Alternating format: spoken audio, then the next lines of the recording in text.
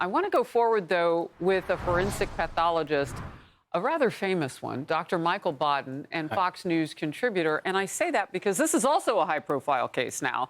And I just want to do science with you. Right. So what are you looking at when you look at the body of Jordan Neely? We look at the fact that there are very little external reasons or internal reasons to cause his death. He was a healthy person. And we look at the video is so important about the compression of the neck, which causes collapse of the carotid arteries so that blood and oxygen can't go to the brain. And it's apparent from the videos and from everything that this is an unintentional death that occurred, and it's because he left the compression of the carotid arteries on too long. This is a hold that police use around the country to try and calm somebody who's acting erratically, and if you leave it on too long, then that can cause brain damage. So talk to me, if you will, about the mental health component, because I know you're very careful to say healthy. You were talking about physically. I don't think there's a lot of argument that he wasn't mentally healthy. And we've had these random stabbings recently. I mean, this is a conversation that's in the bloodstream, if you will, not only in this city, but across the country in terms of crime. Yeah. What happened here is that the K2 drug that was found in Neely's body is a powerful hallucinatory drug, very strong marijuana drug. And it appears triggered off this erratic, bizarre behavior he had in the subway, so that the K2 didn't kill him, but it triggered off the cause of death that was an unintentional cause of death, because it's a hold that's commonly used, but the release is important very quickly. Well, the way you describe him, I didn't know the effect of that K2 coupled with whatever might have underlying mentally his underlying mental illness. That makes a lot of sense. Okay, so we'll find out what happens in this case. I want to talk about something else. RFK Jr. has been chosen by the president-elect to lead HHS.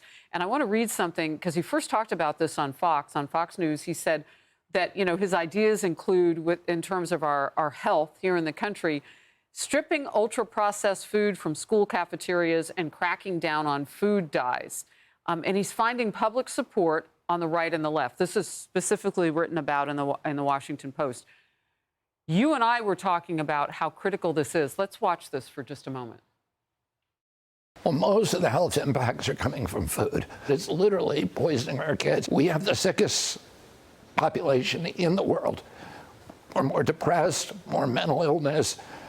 We're more obese. About half the school lunch program goes to processed food. About 70% of food stamps go to processed food. 10% of food stamps go to sugar drinks, to sodas. We're creating diabetes problem in our kids by giving them food that's poison, and I'm going to stop that. Is he right?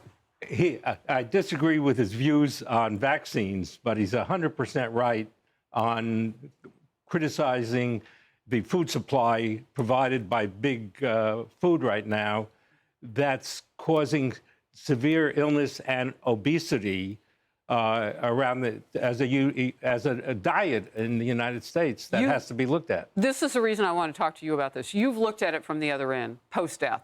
Yes. And you've seen a progression of what over time. And off camera, we were talking about tying that to the food supply that he's talking about. He's absolutely right. I think over the decades, there's been a gradual increase in things like obesity, which is a major public health problem now, and diabetes and hardening the arteries throughout the body. We see more coronary artery sclerosis, which is the major cause of death in this country, associated with the diets that have developed in this country that's dependent on, as he said, increased sugar in the diet and processed food. And you see the evidence of that in forensic postmortem. Yeah, that is seeing more heart disease, more kidney disease that occur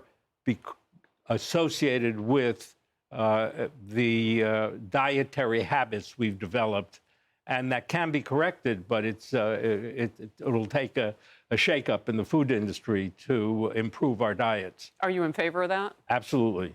Okay. Dr. Baden, great to have you on all of this news. Appreciate you. Thank you very much, Harris.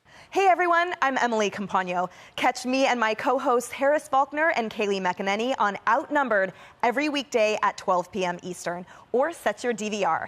Also, don't forget to subscribe to the Fox News YouTube page for daily highlights.